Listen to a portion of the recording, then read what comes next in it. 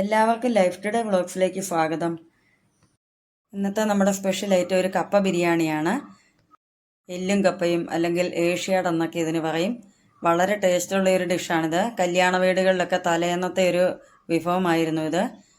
2.5 kilo എല്ലോട് കൂടിയ നെയ്യുള്ള ബീഫാണ് ഇവിടെ എടുത്തിരിക്കുന്നത്. മുഴനെഞ്ചൊക്കെ കിട്ടുകയാണെങ്കിൽ ടേസ്റ്റ് കൂടും. 6 മീഡിയം സവാള, 2 കഷ്ണം ഇഞ്ചി, എരിവുള്ള 2 പച്ചമുളക്, ഒരു തുടം വെളുത്തുള്ളി. ഇതിൽ ഇഞ്ചിയും വെളുത്തുള്ളിയും പച്ചമുളകും ഒന്ന് ചതച്ച് വയ്ക്കണം. സവാള നീളത്തിൽ അരിഞ്ഞു വയ്ക്കണം. ഇനി ഇത് വേവിക്കുന്നതിന് വേണ്ടി ഒരു കുക്കറിലേക്ക് വെളിച്ചെണ്ണ ഒഴിച്ചു കൊടുക്കാം. ഞാനിവിടെ കടുക് പൊട്ടിക്കുന്നില്ല, കടുക് പൊട്ടിച്ചാണിത് ചെയ്യേണ്ടത്. അതിലേക്ക് 4 ടേബിൾ സ്പൂൺ മീറ്റ് മസാല ചേർത്ത് കൊടുക്കുന്നുണ്ട്. 2 ടീസ്പൂൺ ഗരം മസാല, 1 ടീസ്പൂൺ മഞ്ഞൾപ്പൊടി, ഒരു വലിയ കഷ്ണം പട്ടയും കൂടെ ഈ മസാലയിലേക്ക് ചേർത്ത് കൊടുക്കുന്നുണ്ട്. ഈ പട്ട ചേർത്ത് കൊടുക്കുമ്പോൾ കറിക്ക് നല്ല മണവും രുചിയൊക്കെ കിട്ടും. 4 ടേബിൾ സ്പൂൺ മല്ലിപ്പൊടിയും കൂടെ ചേർക്കുന്നുണ്ട്. ഇനി ചേർക്കുന്നത് 2 ടീസ്പൂൺ ക്രഷ് ചെയ്ത കുരുമുളകാണ്. അത് ഫ്രഷ് ആയിട്ടുള്ളത് തന്നെ എടുക്കാൻ ശ്രദ്ധിക്കുക, എങ്കിലേ അതിന് നല്ല ടേസ്റ്റ് കിട്ടുകയുള്ളൂ. ഇനി ഈ മസാലപ്പൊടികളെല്ലാം പച്ചമണം മാറുന്നത് വരെ നന്നായിട്ട് മൂപ്പിച്ചെടുക്കുക. എണ്ണ വളരെ കുറച്ച് ഉപയോഗിച്ചാൽ മതി. ഈ ബീഫ് വെന്ത് കഴിയുമ്പോൾ അതിൽ നിന്ന് നന്നായിട്ട് നെയ്യിറങ്ങി വരും. മസാലപ്പൊടിയൊക്കെ പച്ചമണം മാറി കഴിയുമ്പോൾ കഴുകി വാരി വെച്ച ബീഫ് അതിലേക്ക് ചേർത്ത് കൊടുക്കാം. ആവശ്യത്തിന് ഉപ്പും 2 തണ്ട് കറിവേപ്പിലയും ചേർത്ത് കൊടുത്തിട്ടുണ്ട്. അതിനുശേഷം അരിഞ്ഞു വെച്ച സവാള അതിലേക്ക് ചേർത്ത് കൊടുക്കാം. ഇഞ്ചിയും പച്ചമുളകും വെളുത്തുള്ളിയും കൂടെ ചതച്ച് വെച്ചതും കൂടെ ചേർത്ത് കൊടുക്കാം. അത് അരിഞ്ഞ് ചേർത്താലും കുഴപ്പമൊന്നുമില്ല. കൂടുതൽ ടേസ്റ്റ് കിട്ടുന്നതിന് വേണ്ടിയാണ് ചതച്ച് ചേർത്തിരിക്കുന്നത്. അതിനുശേഷം മസാലയും ബീഫുമായിട്ട് നന്നായിട്ട് ഇളക്കി യോജിപ്പിച്ചെടുക്കണം.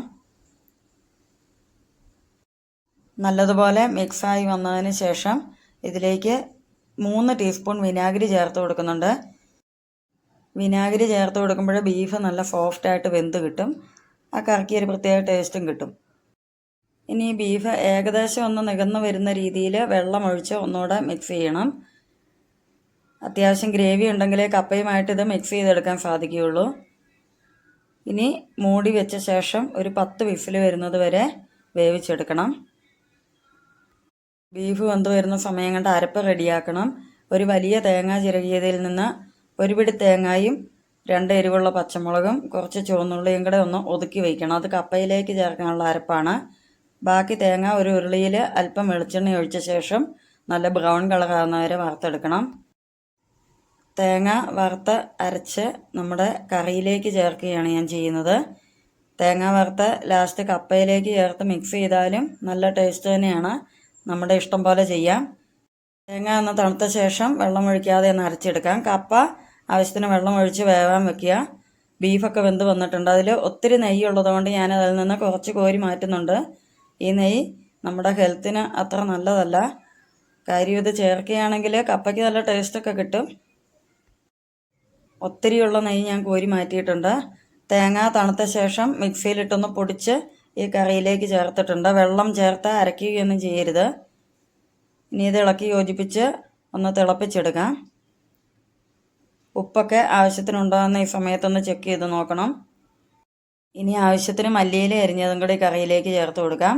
മല്ലിയില ചേർത്താൽ ഈ കപ്പ ബിരിയാണിക്ക് നല്ലൊരു ടേസ്റ്റ് കിട്ടുകയുള്ളൂ. ഇഷ്ടമല്ലെങ്കിൽ മാത്രം അത് ഒഴിവാക്കി കറിവേപ്പില ചേർത്ത് കൊടുക്കാം. കറി നന്നായിട്ട് തിളയ്ക്കുമ്പോൾ ഓഫ് ചെയ്ത് വയ്ക്കാം. കപ്പ വെന്ത് റെഡിയായി വന്നിട്ടുണ്ട്. അതിലെ വെള്ളമൊക്കെ ഊറ്റിക്കളഞ്ഞ ശേഷം നമുക്ക് അരപ്പ് ചേർക്കാം. നന്നായിട്ട് വേകുന്ന കപ്പയും ബീഫും ഒക്കെ കിട്ടിയാലേ നമ്മുടെ കപ്പ ബിരിയാണിയും നന്നായിട്ട് വരികയുള്ളൂ. ഒതുക്കി വെച്ച തേങ്ങയിലേക്ക് മഞ്ഞൾപ്പൊടിയും ഉപ്പും ചേർത്ത് ഒന്ന് ആവി കയറി വരാനുള്ള വെള്ളവും കൂടെ ചേർത്ത് അടച്ചു വെച്ച് വേവിച്ചെടുക്കാം. ഒരു 2 മിനിറ്റും കൊണ്ട് ഈ അരപ്പ് വെന്ത് കിട്ടും. കപ്പയുടെ അരപ്പൊക്കെ വെന്ത് വന്നിട്ടുണ്ട്. ഇനി ഇത് നന്നായിട്ടൊന്ന് ഇളക്കി യോജിപ്പിച്ചെടുക്കാം. ഈ കപ്പയ്ക്ക് അരപ്പ് ചേർക്കാതെ കപ്പ ഉപ്പും മഞ്ഞളും ഇട്ട് പുഴുങ്ങിയ ശേഷം നമ്മുടെ കറിയിലേക്ക് മിക്സ് ചെയ്ത് കപ്പ ബിരിയാണി ഉണ്ടാക്കും. ഓരോന്നിനും ഓരോ ടേസ്റ്റാണ്. ഇതിനാണ് കൂടുതൽ രുചിയുള്ളതായിട്ട് തോന്നിയത്. കപ്പ നന്നായിട്ട് ഉടച്ചെടുത്തതിന് ശേഷം അതിലേക്ക് നമ്മുടെ ബീഫിൻ്റെ കറി ചേർത്ത് കൊടുക്കാം.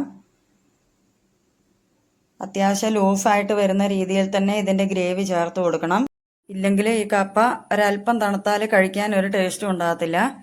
ഇരിക്കും തോറും ഇത് മുറുകിപ്പോവും. കറിയുടെ 3/4 ഭാഗവും ഈ കപ്പയിലേക്ക് ചേർത്ത് കൊടുത്തിട്ടുണ്ട്. ലോ ഫ്ലെയിമിൽ വെച്ച് ഇത് കപ്പയും കറിയുമായിട്ട് മിക്സ് ചെയ്തെടുക്കാൻ പാടുള്ളൂ. ഇല്ലെങ്കിൽ ഇതിൻ്റെ അടിഭാഗമൊക്കെ കരിഞ്ഞു പോകും ചിലപ്പം. കപ്പയും ബീഫുമായിട്ട് നല്ല കുഴമ്പ് പരുവത്തിൽ യോജിപ്പിച്ചെടുക്കണം.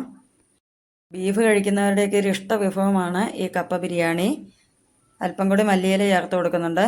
ബീഫ് കഴിക്കാത്തവർക്ക് ചിക്കൻ കറി വെച്ചിട്ടും ഇതേ രീതിയിൽ കപ്പ ബിരിയാണി ഉണ്ടാക്കിയെടുക്കാം. കപ്പയും ബീഫും ഇളക്കി യോജിപ്പിച്ച് നല്ല കുഴമ്പ് പരുവത്തിലാക്കി എടുക്കണം.